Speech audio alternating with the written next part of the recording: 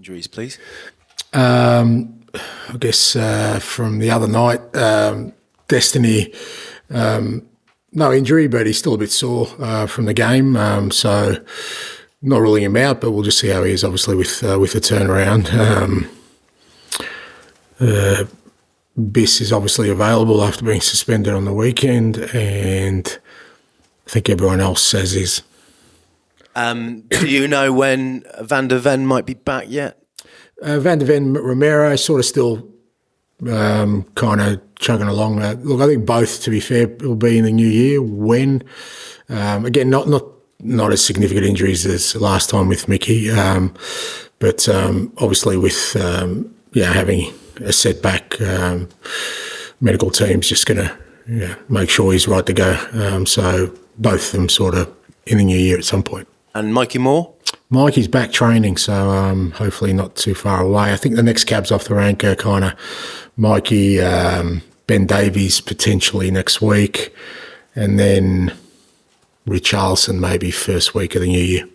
What's been the reaction since Sunday? Has there been a confidence boost, a notable change in mood with that victory? No, we were in good mood before then. Obviously, it was a great performance on, in the last game and on Sunday, and I was delighted with the way the lads handled everything. It was a tough week, with an away European fixture as well thrown in there. That was, tough on us physically, obviously. And the fact that we had so many players out, I think the way the players performed was outstanding, but mood's the same. Looking forward to a big game. And you focus now on the League Cup. How big a priority is this for you this season, and how good an opportunity is it for silverware, being, just 2 games now from Wembley? Yeah, well, we got ourselves in that position, so we've earned that. And, like you said, it's a big game, quarter-final of a cup competition, and looking forward to it. Should be a cracking night. Manchester United, there's a bit of noise around the club at the moment regarding Marcus Rashford. There's always noise about Man United, mate. Come on, where you been? Eh? But particularly, he's admitted he'd like a new challenge. I mean, what have you made of that, and how big a threat? Interest, don't care. No interest. He's a Man United player, very good player. They've got plenty of good players. But I manage my players, and I guess other managers will manage their own players. But in terms of Mark's situation, have no real desire to examine it any further. Okay, thank you. Thanks, bud. Ian. Hi, Ange, how are you? I'm good, bud. So you've reiterated many times, second season, trophy. Is this... I haven't reiterated many times. Yeah. But if you ask me a question, I'll answer it. So if you ask me 100 times, I'm going to answer it 100 times. But I'm not going to walking around with banners saying, I'll win things in my second year. But, ask me the question, I'll give you the answer, and it is what it is. Here's the question then. Now tell me, mate. Okay. You're so close if you win tomorrow night to getting your hands on a trophy. Can you almost feel like this game is the most important game of your season? No, I don't think quarterfinals is close. You get to a final, then you're close. There's still a fair bit of football to be played. All we can do is, be ready for tomorrow night. Like I said, good game. Big opponent. They've done well in cup competitions the last couple of years. We're at home, which is great for us with the support behind us, and as you said, an opportunity to get to a semi-final. So I think that's enough kind of motivation and kind of focus we need for this game. And again, with your philosophy, and I'm kind of like not wishing to poke the bear here, but with your philosophy being what it is, and you've always said you'd rather play well and keep things going and the players know where they are rather than have high-profile wins here and high-profile wins there. But now you are within sight of semi-finals and maybe a final. Would you park that a little bit to one side just to get through these next 2 rounds and the final? I want to win and I want to play well. I don't think that's anything new, and that'll be it tomorrow night. We'll go out there, try and play our football, and if we do, we'll be hard to stop as we have been this year. Finally, a quick one on, you obviously won at Southampton brilliantly on Sunday, 5-0. Russell Martin was sacked straight after the game, the same day that Gary O'Neill lost his job at Wolves.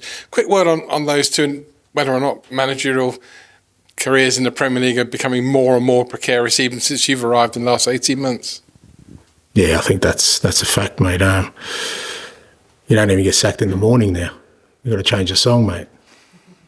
So, it's crazy. I don't get it. I mean, I don't know what the average tenure of a Premier League manager is these days, but, this notion that, clubs want to bring managers in and build stuff, it just doesn't exist, because we all understand, every one of us in our positions at the moment, is that the moment there's a bit of a wobble, they'll be coming from all areas. So I think Gary and Russell are two outstanding young managers who've got long careers ahead of them.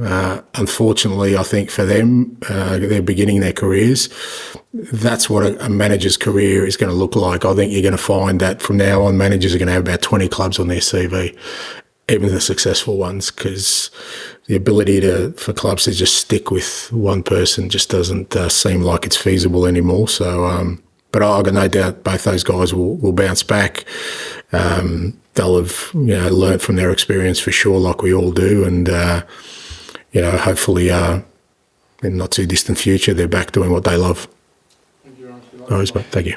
Hi, Ange. Lucas Bergvall impressed in the number 6 role on Sunday at Southampton. You've got Yves Bissouma back tomorrow. Just how tough a decision is that for you in midfield? Well, it's good to have an option there. Lucas did fantastically well the other night, and he has done in the last 2 or 3 games he's played for us. He's really made an impact. But the other night I thought it was really good. In the first half he kind of showed a real maturity playing that role, discipline, real quality as well. So it's good to have that option. Having Biss available is great as well. So I'll make a decision tomorrow. But at the same time, that was Lucas's first start for quite a while, and he did tire noticeably in the second half. So we'll just have to see how he's recovered from the game. Fraser Forster's done well in net since coming in. Just for you, just how good has he been between the sticks? Yeah, he's been great, and no surprise to me. I put him in my Europa squad. That's how highly I rated him, mate.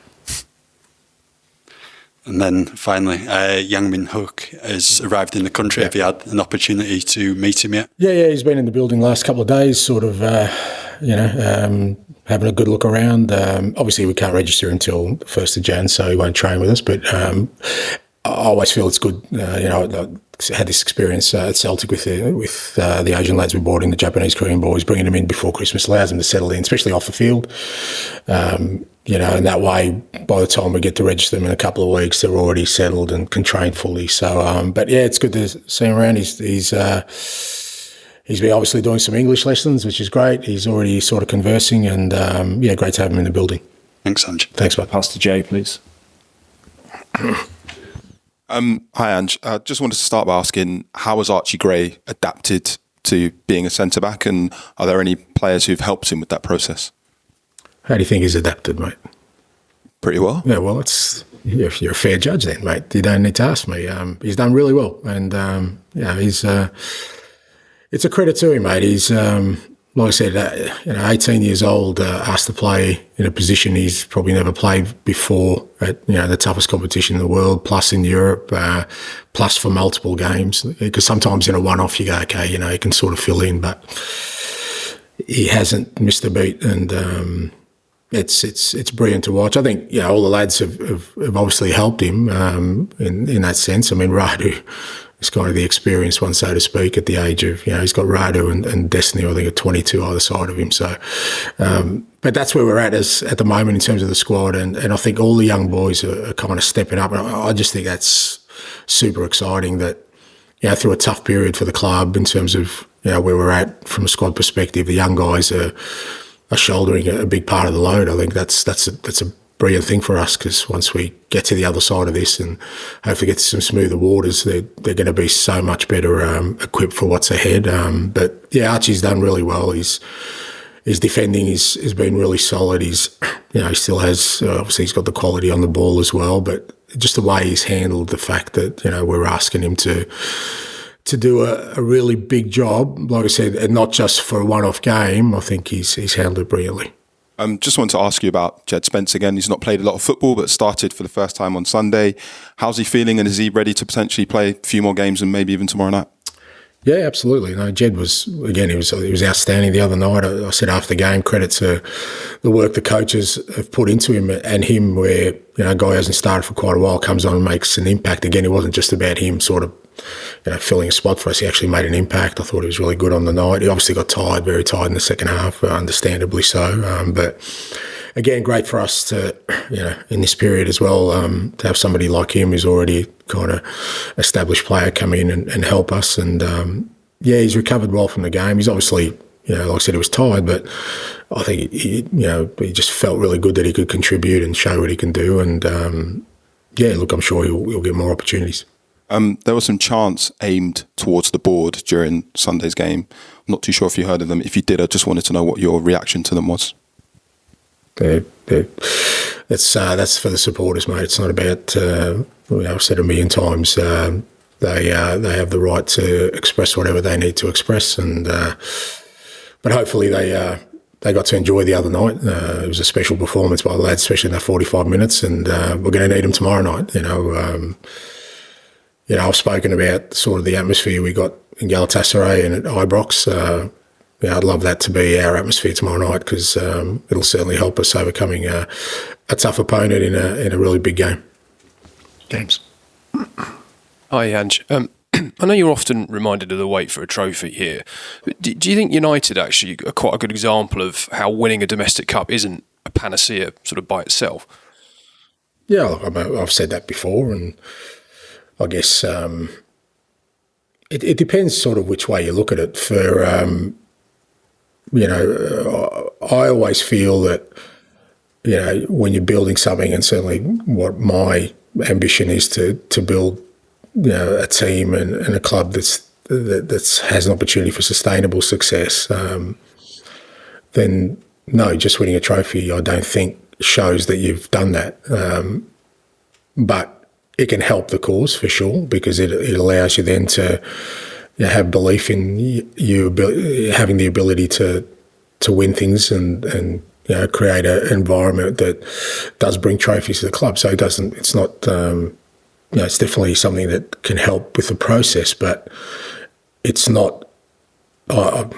Just my belief, but I just don't think it's the be all and end all if all the other factors aren't aligned with it. And what are those factors? Those factors are how the team is performing across all competitions, how its squad is developing. Is it stable? Is it consistent? Is there growth there? So that when you win one trophy, you're then in a position to win a second trophy. But if you win one, but then you kind of fall off a cliff in everything else, then I don't think it's the way forward. What have you made of Ruben Amorim in terms of the impact he's had at United since he come in? Yeah, very seems to have kind of come in and made an impact straight away. And as I mentioned earlier, it's a club that's always going to have noise, mate. It's just that kind of football club, and I guess that's as big a challenge as the coaching challenge for anyone who takes over. But he's obviously tweaked the formation a little bit and sort of giving different players an opportunity. He probably wants to have a good look at everyone. And but as they showed on the weekend, very tough competitors still. And looking forward to meeting him and taking on the challenge tomorrow. And just finally, just on Rashford, I know you said you got sort of no interest in what he said, but he is a player who's been linked with Tottenham before. Is he somebody you might look at in January? Oh, mate, if I looked at everyone that we were linked to, I'd have no time to do anything else, to be honest. But I've got other people to do that part of the process. And, for us, we've been pretty disciplined in terms of, what we're trying to build here, and we'll continue to be so. Is that a no? That side, mate, not on my radar. Not like it's not, you can ask me about Marcus, but you can ask me about every Premier League footballer, and I'd going to say the same thing. Finish with George, please. Hi, Ange. You often talk about kind of when you've got the success to go back and look at the struggle before that. It kind of feels like this period has been part of the struggle with the injuries and the form. How kind of encouraged have you been by the green shoots kind of amidst that with the young players stepping up and Decky emerging as a leader and things like that? Yeah, well, I mean, that's kind of what, that's, as I said last week, I haven't lost any resolve or optimism about what we're building, because I do. I see plenty of growth in this group, and I guess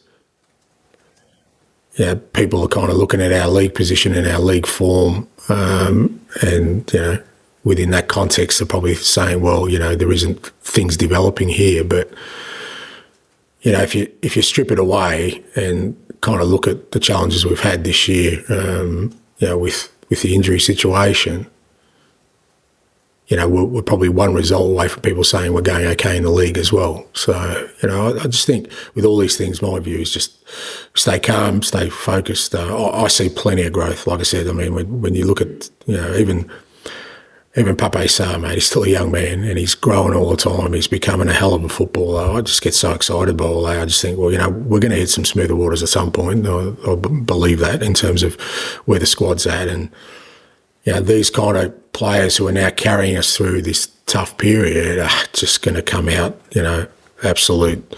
You talk about mentality. They've got through that, not only got through it, but helped the club through it at such a young age.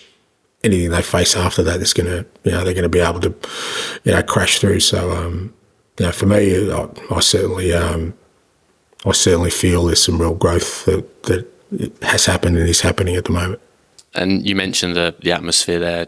The cup game against City was very good that night, wasn't it? I know it's kind of a cliche, but when it's a kind of a winner-takes-all match, how important do the fans become, especially sort of late on, I guess? Yeah, massively. Like I said, that night against City, it was a big game for us, and the